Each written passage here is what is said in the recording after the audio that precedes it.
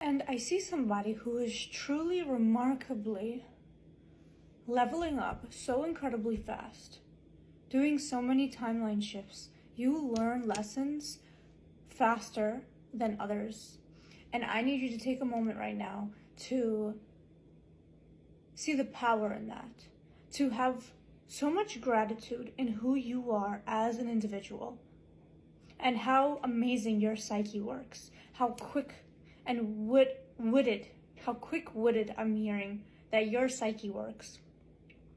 It's an incredible superpower to be able to transmute negative situations as quickly as you do, to be able to get out of the egoic mind and look at yourself from the outside looking in, as your consciousness looking in on your body, on your mind, on your emotions, and then in a mature manner, literally read the situation for what it is, the truth of the matter behind all of the human emotions that come in our lives, that manipulate us and that weave us off of our higher path.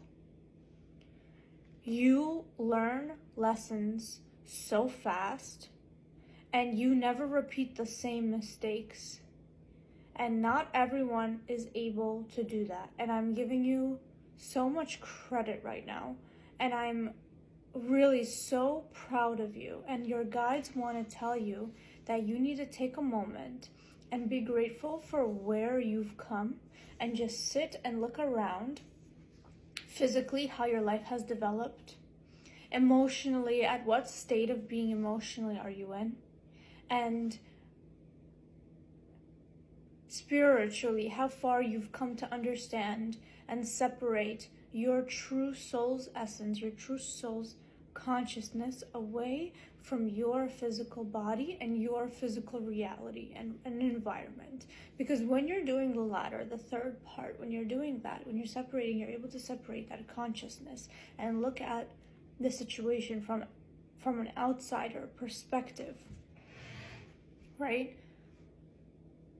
You gain power in the situation, because if it's a negative situation, you gain power by knowing what to do to get out of it and the solution to free yourself from that thing. It's very easy for you to comprehend what the right step is for freedom, because your ultimate goal is freedom. Your ultimate goal is liberation. So now you know the end result. So now it's really easy through your consciousness being able to, through your higher self being able to be your best friend, like you've grown a relationship with your higher self, I'm seeing.